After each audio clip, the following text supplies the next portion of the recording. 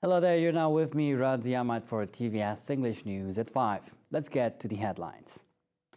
The Ministry of Women, Early Childhood and Community Wellbeing Development, KPWK, is hopeful that efforts to manage social issues in the community can be done effectively through the setting up of a one-stop center that offers various services. Now, its Minister, Dato' Sri Fatimah Abdullah, said the Kuching Community Social Support Center, CSSC, provides a point of reference, support and integrated intervention in the community for the vulnerable.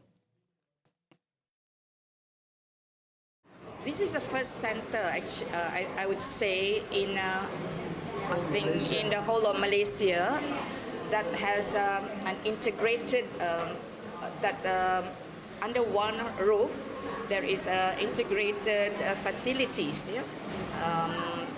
for addressing social issues and then for referral purposes. Jadi dengan bekerja sebagai satu pasukan dalam sebuah bumbung, insyaAllah kita boleh tangani masalah sosial dengan lebih berkesan daripada kalau kita bekerja sebagai kita bekerja berasingan. So this is the purpose. She said this when met after visiting Soup Kitchen Society of Kuching Urban Poor (SKUP) at CSSC Kuching in Elbow Road today. Commenting further, Fatimah said the Support Transformation Centre focuses on 14 social issues, including drug abuse, domestic violence, as well as crimes perpetrated against children. It involves cooperation between multiple federal government and Sarawak government agencies, as well as non-governmental organizations and private sector. Di sini kita memang ada sediakan untuk juga perkhidmatan sekiranya ada kes-kes penderaan, domestic violence, keganasan rumah tangga, kemudian penderaan kanak-kanak ataupun kanak-kanak yang terabai. Jadi di sini juga mereka boleh datang ke sini ataupun dibawa oleh orang lain dan kita akan bantu sebab ada pakar yang akan membantu dalam hal ini. Kita mempunyai beberapa buah NGO yang akan menangani beberapa isu antaranya keganasan rumah tangga, dan kanak-kanak yang terabai, penderaan, kemudian hal-hal lain berkaitan dengan wanita dan kanak-kanak. Di sini juga ada perkhidmatan untuk mental issue, bagi menangani isu mental. Di sini juga ada perkhidmatan untuk kumpulan yang terjebak dalam masalah dadah dan substance, jadi bersama dengan agensi berkaitan. It was understood that CSSC Kuching has outlined 3 main objectives in providing awareness programs, advocacy, treatment and therapy, aside from skill development for vulnerable groups affected by social issues.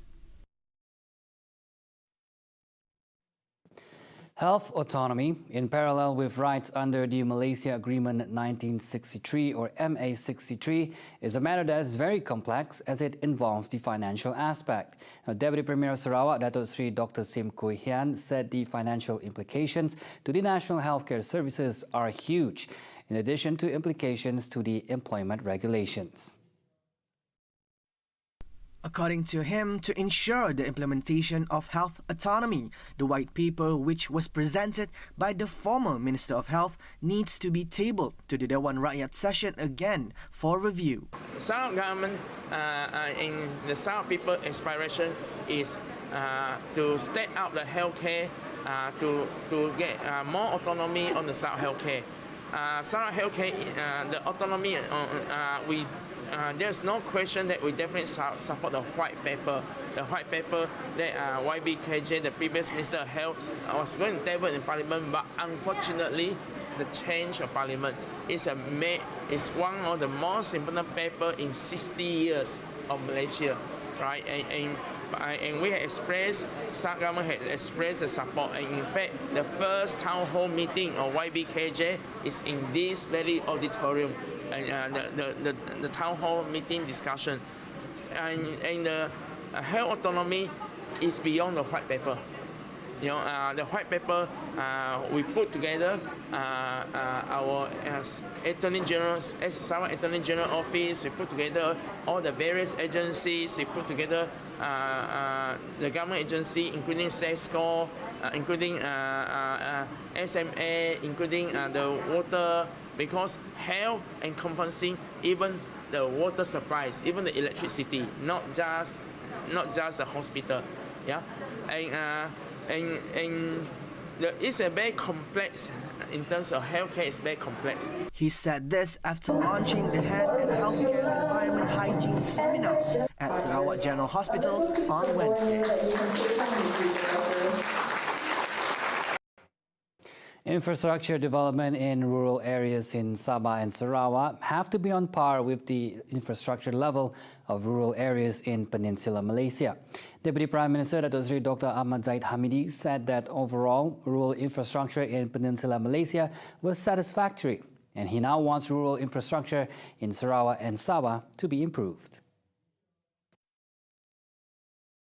He said the matter needed attention as the soon-to-be-open Pan-Borneo Highway would be the main connection for residents in Sabah, Sarawak and Brunei. He explained that connectivity between the main roads to small towns and villages along the Pan-Borneo route in both states must be created. Meanwhile, Zahid also said that his ministry would focus on the issue of income gap and poverty between rural, suburban and urban residents. He added that it would be prioritized after several poverty baselines reported by the Statistics Department of Malaysia changed based on the current economic situation. There has been no discussions or meetings in regards to the re-implementation of the Goods and Services Tax (GST) since the forming of the unity government. Deputy Finance Minister Datuk Seri Ahmad Mazlan said that for the time being, the government is implementing only what it is being implemented. Ahmad Mazlan also emphasized that the implementation of GST is beneficial as 83% of countries in the world use such taxation system. He said this to the media after officiating the National Accountant Convention 3.0 on Wednesday. In the meantime, Ahmad Mazlan said the government is looking for other ways to increase government income without having to implement new taxes. He even suggested that the government can increase national income from 3 billion ringgit to 5 billion ringgit if they were to tighten the tax evasion on cigarettes and their smuggling. While commenting on the increase of the overnight policy rate, OPR, he proposed that Bank Negara Malaysia, or BNM, provide information to the public in the event of any changes to the rate. Ahmad Mazlan explained that he feels it is BNM's duty to explain to the people before announcing anything that only they understand.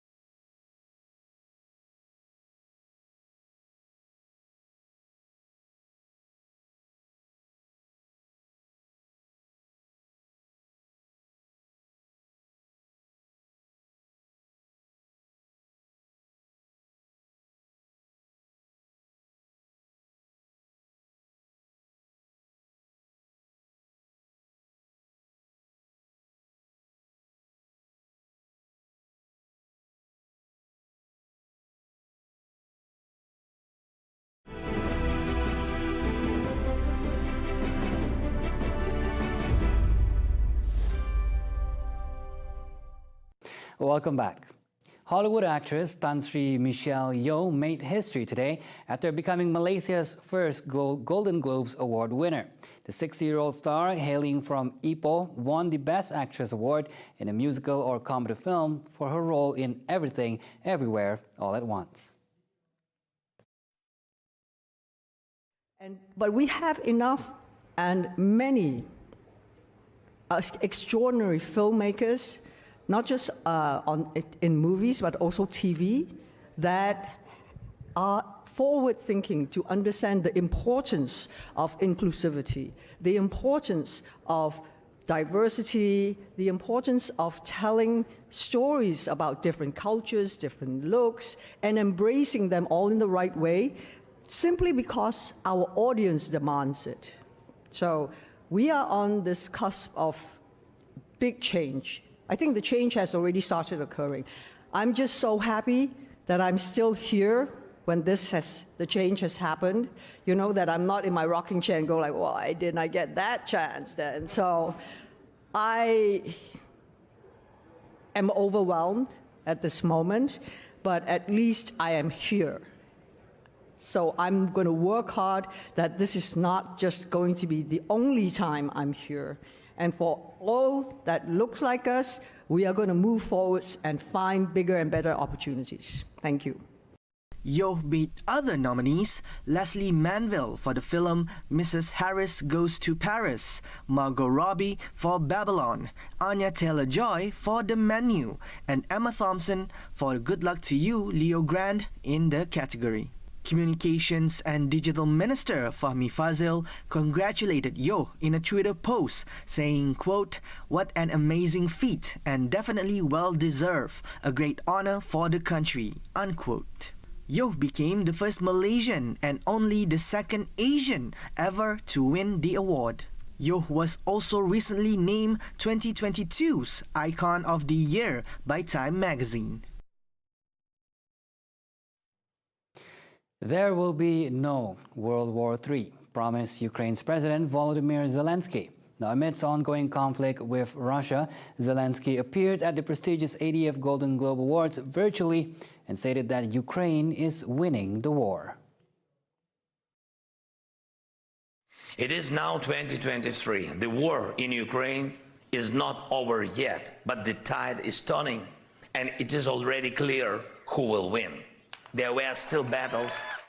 The First World War claimed millions of lives. The Second World War claimed tens of millions of them. There will be no Third World War. It is not a trilogy. The president also expressed gratitude to the people of the free world for their support in the country's fight for freedom and democracy. Ukraine will stop the Russian aggression on our land.